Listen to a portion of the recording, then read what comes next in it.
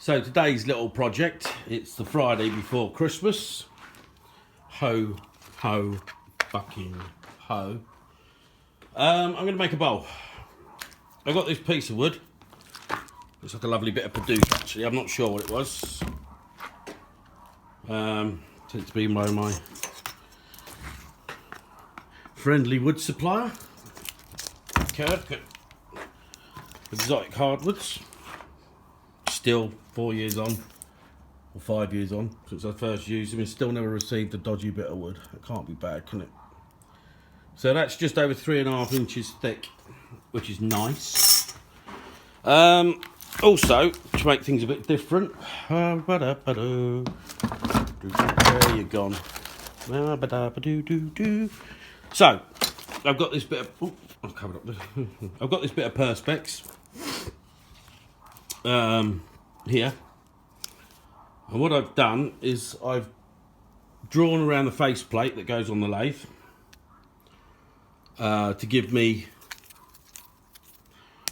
the diagram of where, for want of another word, of where it's going to sit. Here I've drilled some little guide holes through the perspex. If you try and drill through perspex, if you try and screw screws in through perspex, all you're going to do is crack it. So it's always best to do a few little guide holes. These are only about 2mm, these guide holes. I've got to make them bigger, but I just wanted to get the first sort of holes in there so I knew what was what. So that's where the inner screws will go on the faceplate. And as you can see, I've crossed the lines here and put a big dot in the middle because I'm going to sink into this about half an inch deep, these brass rods. Now I've made these up. You can buy these and you can buy some really nice ones. This is just me making up a basic one with 4 pieces of coat hanger wire. And although you can't see it at the moment, there's one bit of brass in there as well, which I think is the bit on the right hand side just there. Now as I sand these down with the usual process of sanding on the lathe, these will start to come up and shine, and they'll start to look a lot clearer than they do at the moment. It's all held into place in a black resin. It's an 8mm tube, so I've got an 8mm drill bit up there.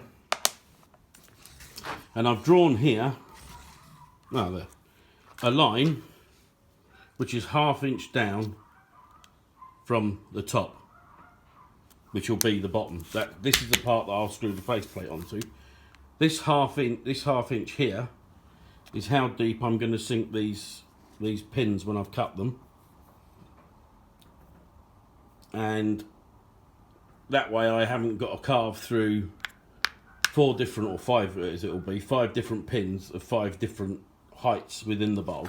They should all be sitting at ½ inch, so when I get down to ½ inch, I know that I can't really carve down any further because you're getting near to going through the bottom of the bowl. The reason for the bit of perspex isn't to make life easier for myself, but it's one of 5 pieces of perspex that I cut from a trim from a job that I had earlier this month. And the other pieces here, as you can see, there's 4 pieces there, and they are all stuck together with a black resin. What I'm hoping for is when I carve it down, it'll be clear and black lines on the base. I don't know whether it's going to work. It may not work. I may end up looking like a right pleb by the end of it. But, you know, if you don't practice and try different things, how will you know if they're going to work or not? So this is going to be the last piece on. So this piece here I will stick onto the back of the wood. This will then go on top. I've got several ideas of how to do this. I was going to leave it loose and try and cover it with a bit of baize and then reattach it, but it sounds like a lot of hard work. So I'm still, well, it's like everything else I do. I'm just judging it the way I go along.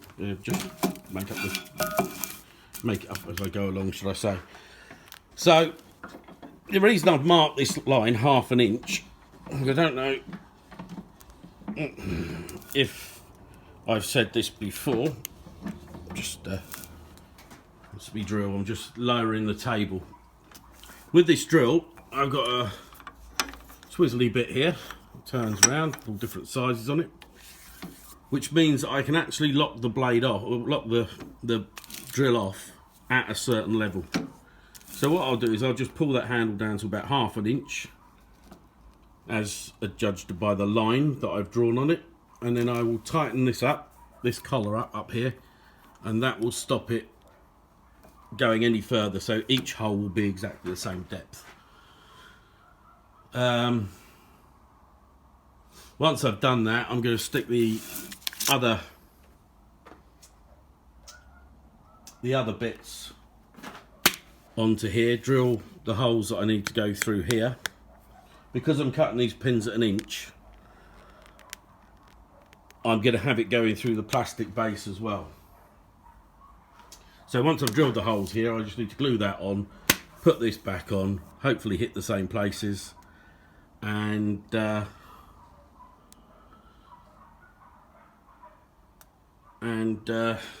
then just leave it to set. I've got some quick setting epoxy in my pocket, and it should set in about 15 minutes, which gives me time to just mark up this piece of, I'm guessing, purple heart. It's extremely heavy, lovely grain on it, would make a lovely bowl. So I'm going to give that one a go later on, but I'll get that one marked up while I'm waiting for the other one to dry.